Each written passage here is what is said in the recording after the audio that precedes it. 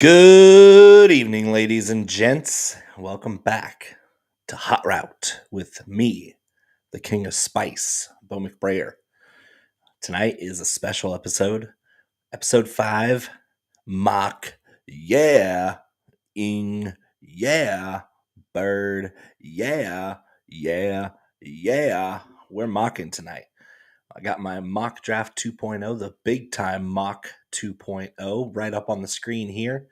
And no, I did not pick as if I was as if I'm picking what I think these GMs are going to do, because most of these guys aren't any smarter than any of you all or smarter than me, and they're going to make mistakes. We see it every single year. The GMs and the ownership and the coaching staffs of these teams aren't on the same page, and they make stupid decisions, especially in the first round of the draft. Every single year it happens. So instead of trying to predict stupidity, I put myself in each pick's shoes. I pretended I was the GM of each pick so that I could maybe possibly add my own stupidity to the mix. And I got some mixed results, especially as I got towards the end of the first round.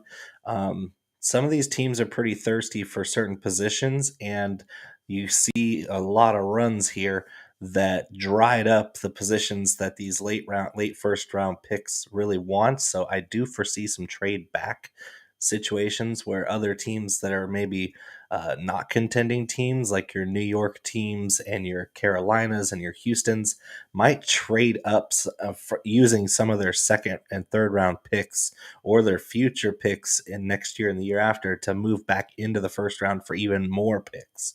I can see that happening because there's a lot of talent here, but maybe just not in the positions that really warrant the good teams really stretching and reaching to get. So as you get to the late first round here, most of these teams that are built pretty well, and they're pretty smart drafting teams.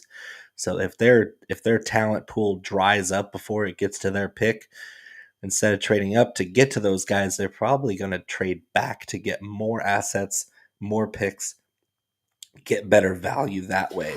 That's what smart teams do. Without further ado, let's jump right in. The Jaguars, number 1 overall again this year. No surprise there. They had the Urban Meyer experiment. It was a complete failure. Shocker.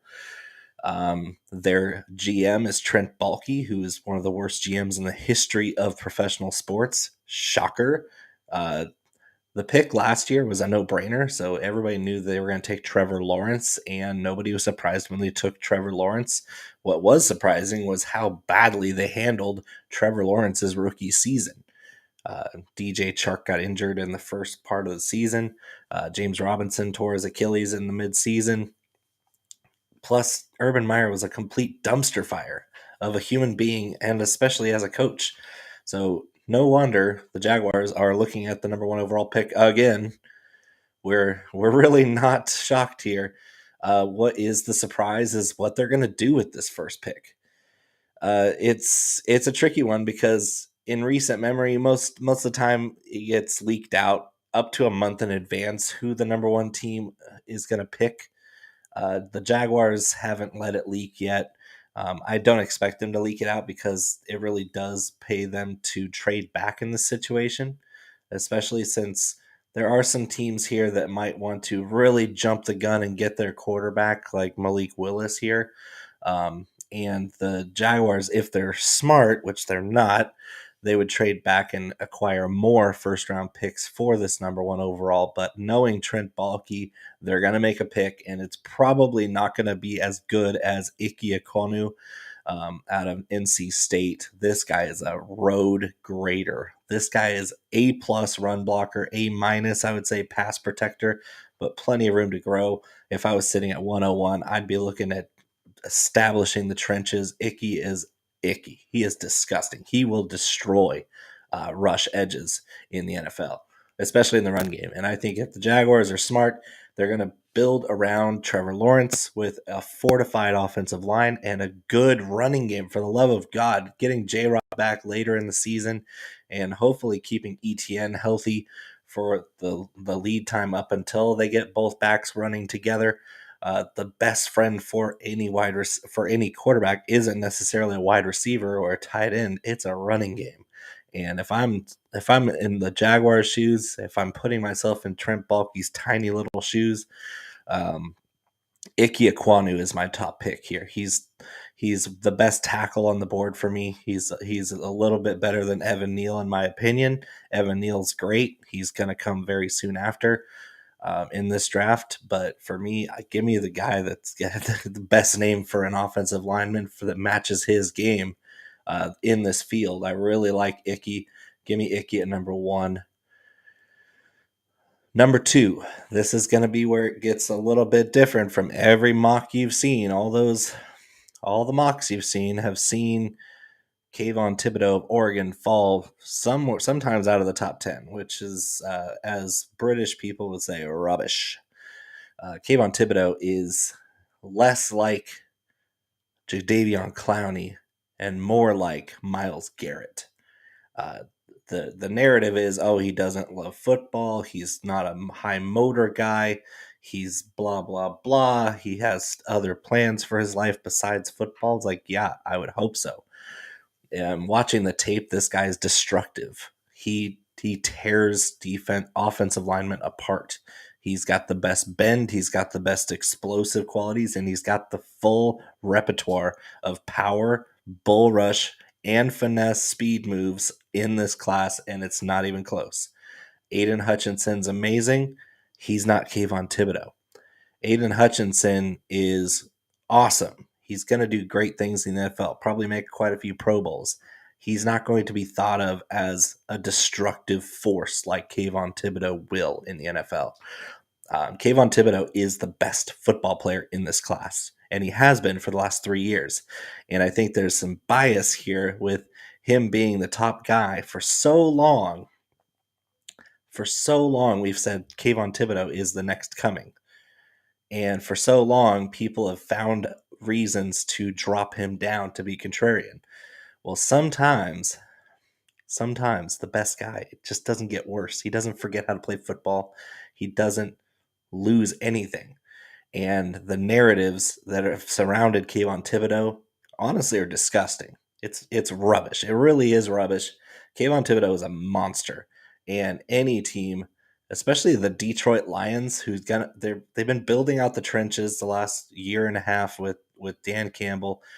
They already got an Oregon guy, first round pick last year with Penei Sewell. Penei Sewell is a monster on the inside or on the outside at left tackle. He's going to solidify that position on the offense. And the same thing goes for the defense. They need a pass rush, something fierce. I won't fault them if they do go with Hutchinson because I like Hutchinson a lot too. But if it was me, I'm taking the best player in this draft, Kayvon Thibodeau, to just take over in Detroit and get after those NFC North quarterbacks. Moving on, number 3, Aiden Hutchinson. And the comp here, I mean, the Houston Texans, it's pretty simple. It's J.J. Watt. I love Aiden Hutchinson. I'm not going to say he's not deserving of the number 2 pick or even the number 1 pick at Jaguars. If the Jaguars decide to take Aiden Hutchinson, I'm not going to fault him. I just said I wouldn't go that direction. But Aiden Hutchinson's pretty damn good. He's super athletic. We had some question marks going into the combine about his athleticism. He checked all the boxes at one of the highest relative athletic scores in the history of the position. He's going to be just fine athletically. Doesn't have quite the repertoire of pass rushing moves that Thibodeau does, and I think that's why it's an important distinction. Is Thibodeau is going to hit the ground running, already knowing how to get after quarterbacks at the NFL level. And Hutchinson's going to have to rise a little bit to get that down. He's a lot like J.J. Watt. J.J. Watt wasn't polished as a rookie, but did he turn into a monster in the NFL for a long, long time. Aiden Hutchinson going to Houston, revitalizing that Houston defensive line. Back in the day, it was Mario Williams that was the freak athlete, the pass rusher. Then it was J.J. Watt. Now it's Aiden Hutchinson. They have a long history of this franchise taking great pass rushers that are freak athletes that can wreck shop and turn that franchise back around. It's one of the most disgustingly joke worthy franchises. If you look at the needs of the positional needs, according to PFF, it's every position in Houston. So why not go after a guy that's considered by many to be the best player in the draft, Aiden Hutchinson on Michigan? Number 4, the Jets. The Jets have a lot of needs too, but they've been doing a great job. Joe Douglas is, I mean, as far as signing free agents, I haven't been a huge fan of Joe Douglas in the GM of the Jets, but draft wise, he's been doing a great job. A great job the last 2 years. He got Elijah Moore and Michael Carter last year, along with Elijah Vera Tucker out of USC, one of the best guards that we've seen in the last few years. He had Mekhi Becton the year before that. This is the very good drafter. And I have him taking Kyle Hamilton, the safety out of Notre Dame here, who I consider to be my number 2 best football player on, if you want to call it my big board. It's Kayvon Thibodeau followed by Kyle Hamilton. Hamilton is a dream safety. He has all the traits that you want. He has explosive speed in the open field. He's an incredible good tackler.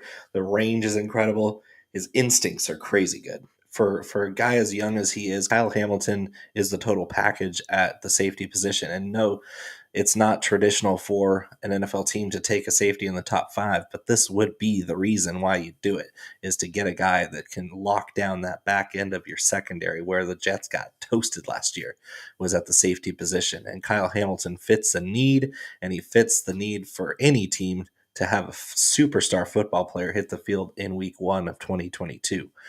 Kyle Hamilton's awesome. All the things you see on the field, a lot of Ed Reed, a lot of Troy Polamalu in his game. I love this kid. The Jets are getting a real winner if they end up with Kyle Hamilton at number 4, or even later on at number 10 if he falls there. I don't expect him to, but that would be something. If the Jets can get their hands on Kyle Hamilton, they're upgrading big time. Number 5 is a guy who might go in the top 3. But if he slips like he is in this mock, the New York Giants are really, really doing a good job if they get Evan Neal, left tackle out of Alabama. Some people have him above Ekwonu at left tackle, which is a need area. It's a strong position in this year's draft. This draft is extremely strong on defense overall, edge rushers, linebackers, defensive backs. It's a very strong defensive draft. And it's weak in the skill positions overall, maybe except for wide receiver. But offensive lineman, it's a deep class. I don't know if there's any superstars here. Icky's he's a star. Evan Neal's a star. And then the rest of them are just really good. It's a really solid, deep class of offensive linemen this year. Evan Neal's one of the best. He's just built out of granite. You've seen the guy who weighs 337 pounds, doesn't look like he has an ounce of fat on him. He looks like a regular dude on camera, and then you probably stand next to him, and he's just a mountain. Great technique and pass protection. I think he's a better pass protector than Ike Ekwonu, but just not quite the run blocker. The Giants would be good with either one of those guys. If Ike goes before Evan Neal and Neal falls to 5, I think the Giants are going to gobble him up at a heartbeat. Number 6, the Carolina Panthers. And I think the Panthers might be in the running to trade up from number 6 to really solidify their chances to get Malik Willis out of Liberty. As far as upside goes, this quarterback class is very shallow. I think the only guy who has any chance of being a viable starter in the 2022 season is Malik Willis. He's got the mobility, a 4.4 speed guy. He's got a cannon for an arm. He's a great leader. The leadership qualities on Malik Willis jump off the screen. Everybody seems to get along with him. He's just a good dude. And you want good dudes leading your football team. Not saying Sam Darnold isn't a good dude, but he's not nearly as good at providing explosive plays as Malik Willis. And I can imagine Sam Darnold getting the nod the first few weeks, and if he struggles, they're going to get Malik Willis ready to go. And it excites me a lot more to see Malik Willis and Christian McCaffrey and DJ Moore in the same offense, because that becomes a track meet type offense where Darnold has some upside, but he's so turnover prone, and I don't expect Malik Willis to turn the ball over quite as often as Sam Darnold. It's really hard to get to that level of turnovers. To be honest, Malik Willis is a great fit for this Carolina offense that's going to want to run the football a lot, have the threat to run out of the backfield. Darnold's mobile, but he's not a dual threat.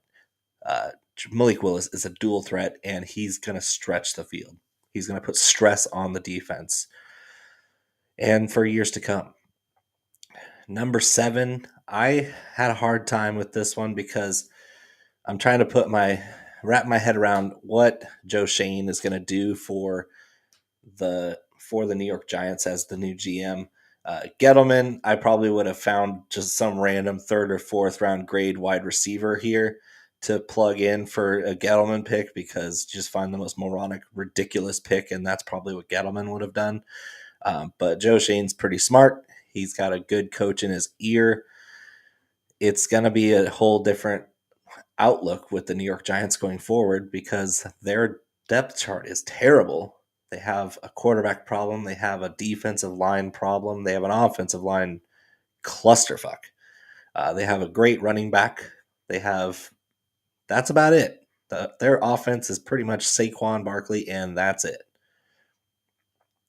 I think they're going to try to build up the edge rushing, because their division's still gettable. If you turn around the New York Giants with a good head coach and a good GM and a successful offseason, maybe you get more than nothing out of Kenny Golladay. Excuse me. Allergy season is here. I'm going to say that they're going to be willing to go after George Karlaftis, the edge rusher out of Purdue. Same thing with Aiden Hutchinson. He was thought to be some inferior athlete off the edge, and he tested extremely well. I think he tested better than Trayvon Walker, who's everybody's flavor of the week this last couple weeks. As high as number 1 overall. No, thank you. I don't think Trayvon Walker is as gifted as an edge rusher as you think. And he's definitely not as athletic and as bendy and as versatile as George Karlaftis. So I think New York Giants will go that direction. I would go that direction. I love George Karlaftis. He's a beast. He's explosive. He's going to make big plays. He's going to really do the dirty work in the run game, which they really need in New York. They might go after a wide receiver here, but I think that they'd be better served going after an edge rusher here after getting an offensive tackle, either Icky or Evan Neal. This is going to be an interesting draft for Joe Shane with the 2 top 10 picks. Atlanta at number 8, they need everything too. They're just like the Texans. I think this is one of the worst rosters in the NFL. On offense, they have Kyle Pitts and a suspended Calvin Ridley. Marcus Mariota's there now. Yuck. Their offensive line's awful. Arthur Smith I don't think he's that good of a coach. He's not that smart. Runs a pretty basic vanilla offense. They could go in a million different directions here. If I'm wanting the Falcons to compete in the next couple of years, I'm just going to load up on just the basketball team strategy. Like, you got Kyle Pitts out there, 6'6", 245, runs a 4.4. He's an unstoppable force running down the field as a receiver. And then you can get a guy who's just like him, maybe a little shorter, but just as good at 50-50 balls. Not as fast, not as quite as athletic in the speed department, but Drake London, man, is a freak. I love Drake London. That guy was mired in a horrible quarterback situation at Southern California last year. Still put up humongous numbers, even with Keaton Slovis as his quarterback. Keaton Slovis is trash. And we saw Drake London put up video game numbers with an awful quarterback and a Clay Helton offense that was as vanilla as it gets. So I think Drake London with a decent future. I think if the Falcons trade for a younger quarterback, or if they draft one in the next couple of years, they could be set up to turn things around pretty quickly. I don't know if they'll try to go after Malik Willis as hard as Carolina will. That'll be interesting to see if they trade up in the same manner as Carolina. But Drake London to tandem with Kyle Pitts would be dangerous, even with Marcus Mariota as their starting quarterback this year. Moving on, number 9, I love Charles Cross, another tackle, Mississippi State. He's a beast. This tackle, these top 3 left tackles, Charles Cross is just nasty. I don't think he's got quite the flexibility of a left tackle, but the Seahawks need every offensive line position. They're pretty terrible. That's why Russell Wilson wanted out of town so bad, because he got sacked so often. I think they're finally going to address the position and go after an offensive lineman there at number 9, Charles Cross. Really, really solid choice. Another great run blocker, which Pete Carroll's going to want to run the football a ton in Seattle, especially if his quarterback is Drew Lock. If your quarterback's Drew Lock, you run the damn ball, because you don't want Drew Lock holding the ball and throwing it around the yard. It's not going to end well. Number 10 is one of my favorite picks here. The Jets doubling down, going with safety at number 4 with Kyle Hamilton, and then they get what I consider to be the best corner in the class, Sauce Gardner out of Cincinnati. Just a blanket of a cover corner. He's got great recovery speed. The length at 6'3", 6'4" is incredible. Ball skills coming out his ears. Give me Sauce Gardner in the top 10. This guy is special. And no, his competition at Cincinnati wasn't amazing, but he was spectacular. He covered everybody. Nobody challenged him. Nobody threw to his side of the field, which in college is pretty much unthinkable. In college, quarterbacks really don't think that far ahead. They're not going through progressions quite as often. So a lot of times you would expect even a great corner is going to get challenged. Nobody challenged Sauce Gardner. And when they did, he picked them off. He broke up passes, or he was covering them so just well that they couldn't get any yards on him. He gave up 0 touchdowns in coverage his entire college career. 0. And that's unheard of. So give me Sauce Gardner. He's going to be a great pro, and the Jets really need secondary help. I think they double down on the defense here in the top with their 2 top 10 picks, and it will be great for them because they've addressed the offense pretty well. They have their future locked up in the offensive side of the ball. If they can shore up the secondary, they can be a pretty decent threat in the next couple of years. Washington. Everybody wants Carson Wentz to already be out of town there. The Commanders, whatever you want to call them, the no-namers, the Commanders, the football team, they're a dumpster fire franchise. I expect them to take somebody way worse than Nakobe Dean, but bear with me here, if I was Daniel Snyder, I hope I never Daniel Snyder, but if I'm ever Daniel Snyder or whoever the hell their GM is, I'm hoping that Nakobe Dean is sitting there from Georgia. Washington got absolutely filleted last year at the linebacker position. They got filleted at the cornerback position too, but at the linebacker position, they were absolutely terrible. And so Nakobe Dean out of Georgia, he can play outside linebacker. He can rush the passer. He's just a great player. He's a great athlete out there. This Georgia defense is going to have plenty of representation in this draft in all 7 rounds. They're going to have quite a few of those players drafted here, including a couple more later on in the first year. Nakobe Dean's awesome. And Washington, if they were smart enough to draft Nakobe Dean, they would actually be a lot better on defense. Number 12. This is a surprising one to a lot of people. A lot of people have Derek Stingley Jr. out of LSU a lot higher than I do. A lot of questions about his want to. He had some injuries, and he was better as a freshman than he was as a sophomore and junior, which is kind of concerning. It really is, especially for the cornerback position, where you would expect, especially at DBU, LSU is known for cranking out defensive backs. So Derek Stingley, his pedigree is unmistakable. LSU develops defensive backs better than pretty much any school in the country. Stingley's great. He's got the skills. But I actually do question how great he's going to be in the league to a point. I still think he's worth a first-round pick. I still think he's worth a first half of the first-round pick. And there's hardly any teams out here that are starving for coverage more than the Minnesota Vikings. The corners for the Minnesota Vikings last year were atrocious. Patrick Peterson is a million years old. They had, I forget his name, but one of the worst cover corners. They ended up cutting him mid-season. Bashad Breeland, I think, or something like that.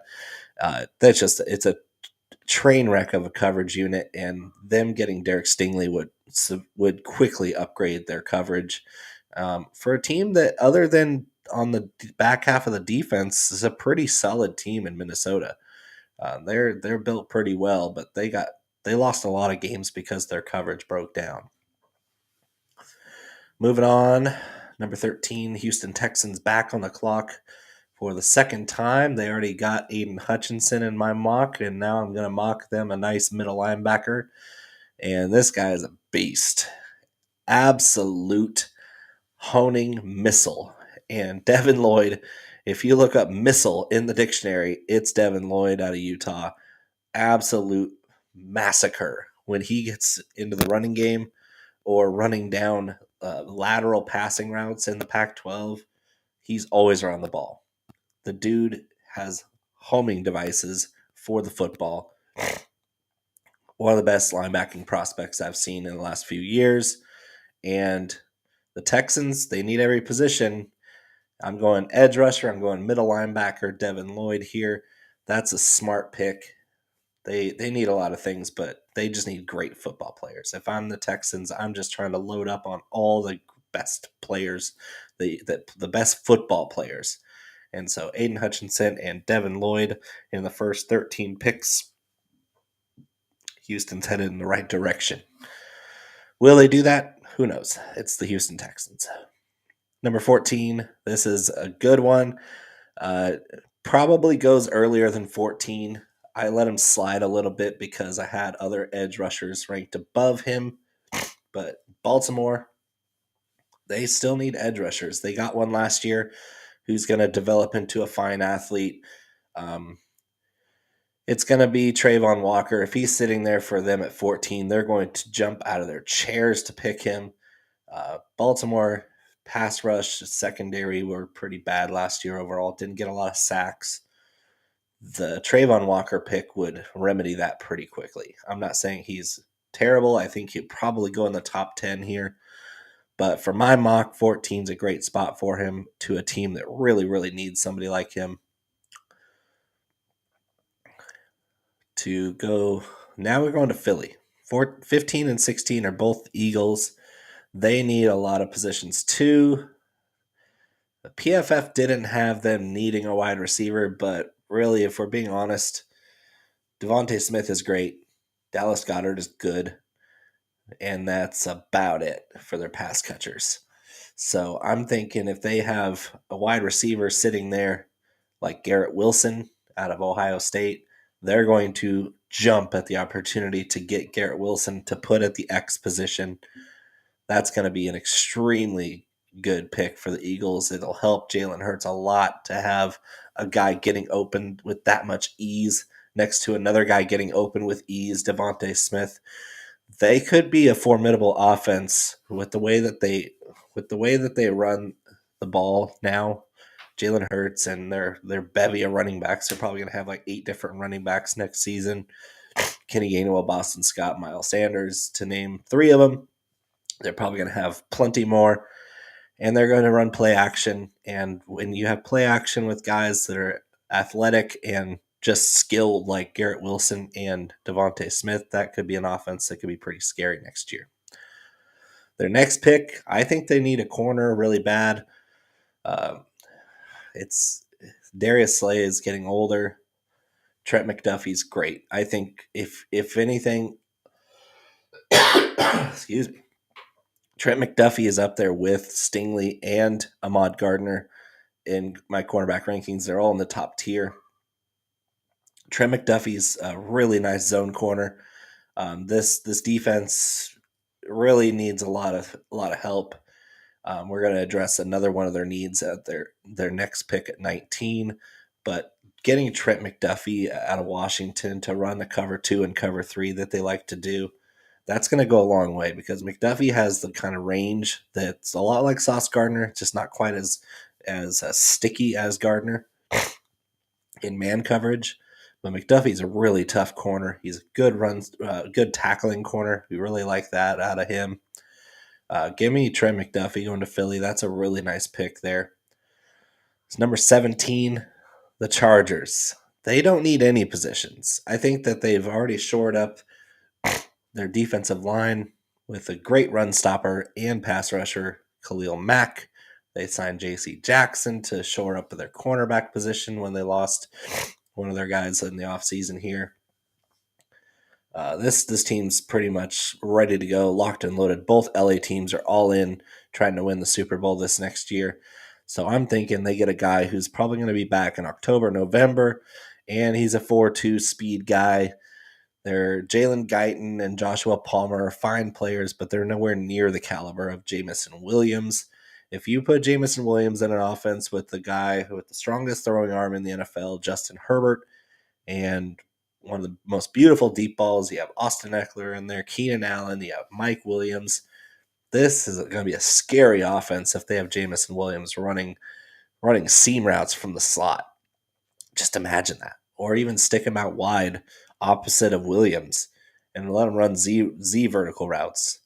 That's going to be a scary offense. It's already scary, but you put Jamison Williams coming in there halfway through the season, and this Chargers team is primed for a run. Number 18, the Saints. They need a lot of position help too. They have almost no cap space, so they haven't really made a whole lot of moves. They kept Jameis Winston. Alvin Kamara will have to see what kind of legal situation he'll be in for suspension-wise. Wide receiver, you got Michael Thomas and Marquez Callaway. That's about it. But offensive line is pretty terrible. Their defense is okay. Trevor Penning is a nasty tackle. He's the guy that's a lot like Jensen, the center for the Bucks. The redhead guy is just out there causing trouble. And it's not a bad thing. You get guys that are nasty in the trenches, talking trash, dirty plays here and there, but getting under the defense's skin, taking them out of their game. Trevor Penning is a really good player to back it up out of Northern Iowa. I think he adds something to that Dennis Allen-led Saints team. Dennis Allen's known for that physical defensive brand, and I think he wants to bring that to the offensive side too, where they're going to probably draft a couple running backs later on to complement Kamara. Offensive line sitting there, Trevor Penning at 18. That's a really nice, solid pick with a guy who can be a good identity builder on the offensive side of the ball. Moving on, number 19, I think the Eagles fans that are watching are going to be really happy to see Jermaine Johnson, the second out of Florida State, coming off the edge. This edge rusher class is so good. I love Jermaine Johnson. He's got the speed and the finesse moves. He's not much of a power rusher, but man, is he quick. A lot like Jermaine Kearse, or Javon Kearse, the old Titans pass rusher, where he's just so fast off the edge. He's got great bend. He will get beat up by a physical offensive lineman, but this Eagles defense was completely devoid of pass rushing last year. And if they can get one of these pass rushers at the top of this draft with 15, 16, or 19, they're going to be really happy. Especially if Jermaine Johnson's there at 19, they're going to be extremely happy because he's such a stud. This, like I said, this edge rusher class is great, really great. They manhandled the offensive line class, which is also good. But this class of pass rushers in all-star games and the Senior Bowl, they just completely manhandled the offensive linemen, and I expect a lot of them to be great professionals. Moving on, Pittsburgh, they need offensive line help, and Bernhard Raimann out of Central Michigan is another tackle in this class that's so solid. I was hoping that he would fall to the Cowboys, but with Malik Willis going to the Panthers at number 6, I didn't foresee the Steelers trading up that far to go after a quarterback, even if it is Malik Willis. And so settling for an offensive lineman and maybe getting a quarterback later on in later rounds to back up Mitchell Trubisky for a while, address the offensive line. Bernhard Raimann is a great tackle, and he's a massive human being. He's going to be a great pro, probably a perennial Pro Bowler. This offensive line class is just deep. It's really deep. It's really good. Great technique from Ryman too. Uh, I think the Steelers getting him at 20 would be a big win for them because I don't think he's too much of a step down from Cross or from Neal or from Ike Ekwonu. They're all really up there, maybe a tier apart, maybe, but not two. Not definitely not 3 tiers. They're pretty close. Moving on, number 21, the Patriots. Patriots have quite a few needs. To be honest, they need more than they probably realize. Their defense is getting older. Their Bill Belichick really hasn't been the best GM the last few years. Wide receiver, they have Kendrick Bourne, who had a surprisingly good season that I called. You're welcome if you listened to me about Kendrick Bourne last year. They have Jacoby Myers, but they don't have any field stretchers. They don't have any speed receivers, and don't tell me Nelson Aguilar because no, Nelson Aguilar is not the guy. Give me Chris Olave, who's silky smooth, great speed, 4.3 speed. Only reason he was dropped down in this process is because he came out, he came back to school. If he came out last year, he would probably be in the top 15 picks this last year as a wide receiver. Speedy, great route runner, pretty good hands, downfield stretcher, very versatile wide receiver, not just a speed downfield guy. The Patriots getting Chris Olave would be a huge upgrade for their offense, and it would give Mac Jones some verticality in that offense, which he did not have last year. Number 22, this I saw because Olave going to the Patriots really dried up the top wide receivers.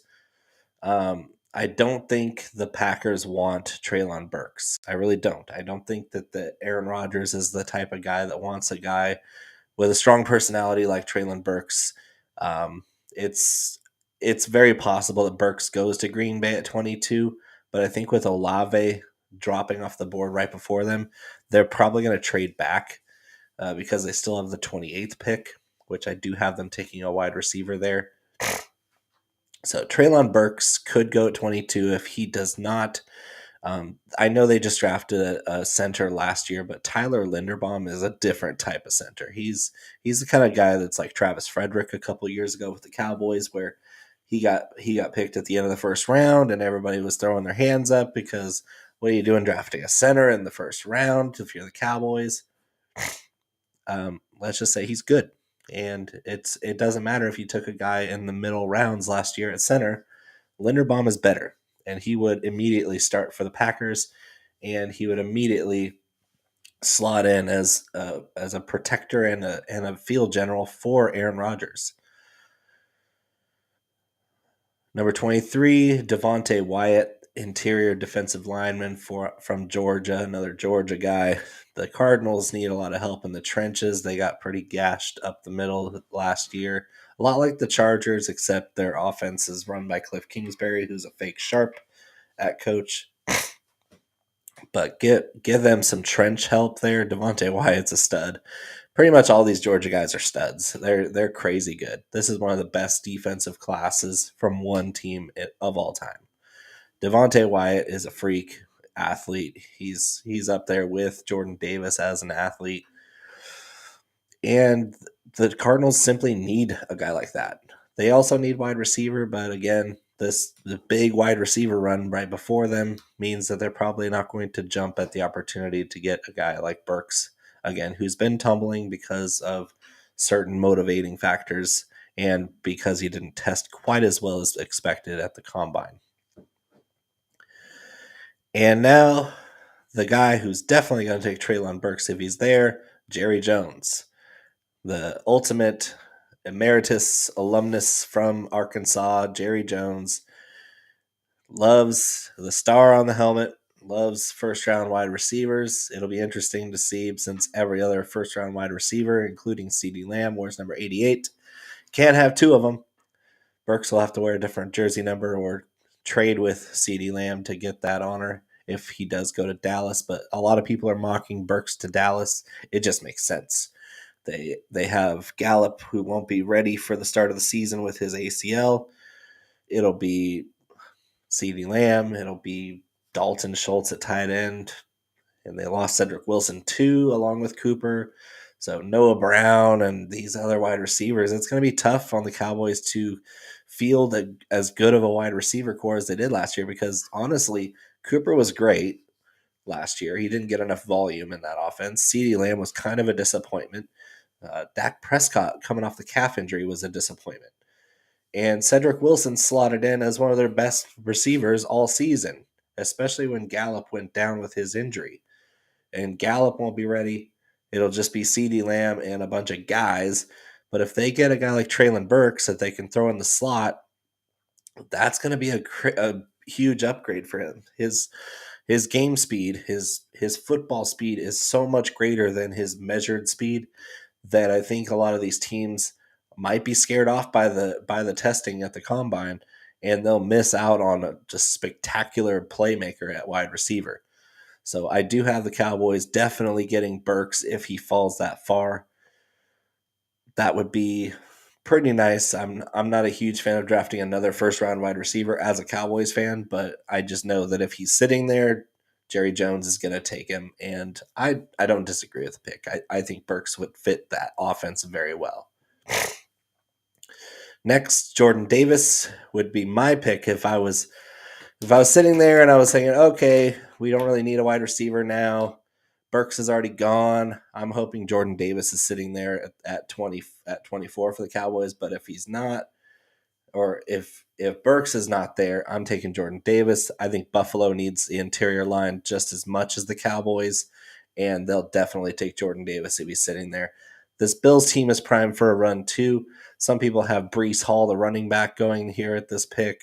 I don't know that they go that direction. I think that they're perfectly happy with Josh Allen as their leading running back. Devin Singletary was pretty good at the tail end of last year and in the playoffs. They might just say, hey, screw it, we'll do it. We'll draft one later.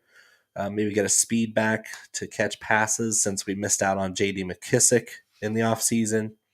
Jordan Davis would shore up a big need for the Buffalo Bills, so I think they go that direction if he's sitting there.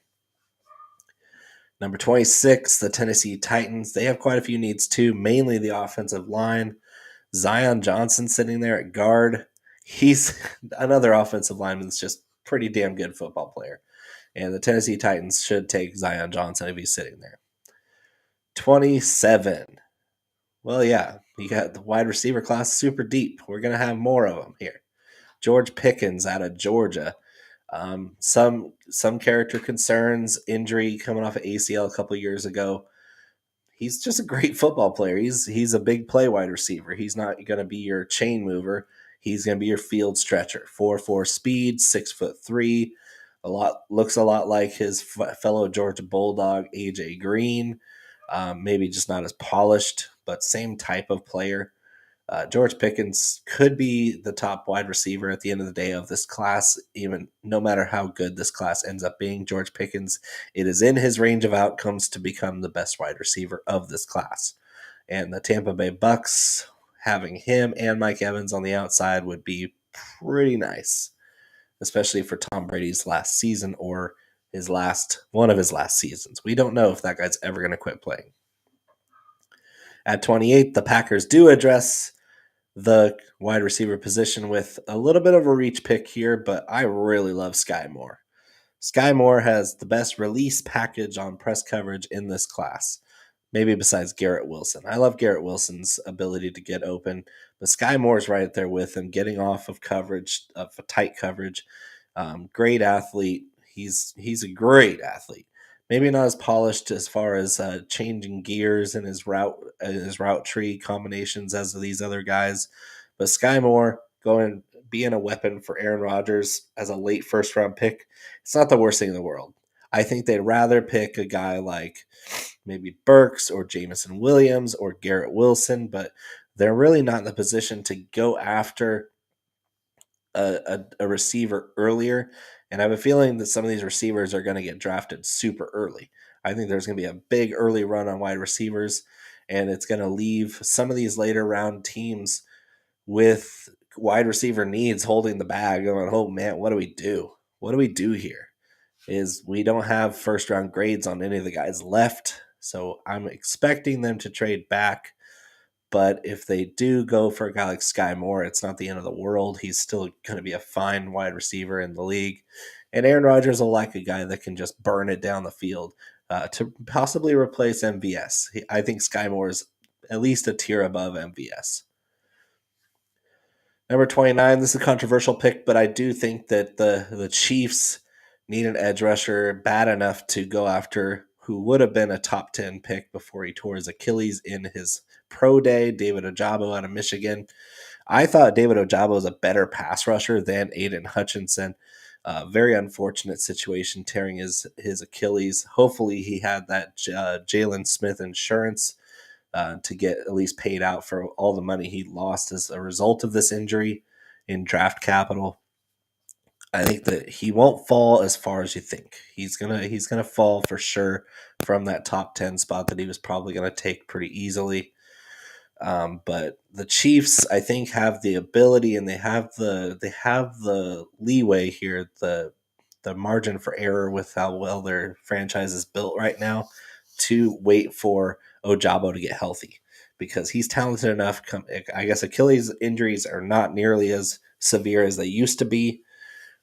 Just the medical science has been incredible. The rehab programs that they've been putting these players on has been aggressive and successful.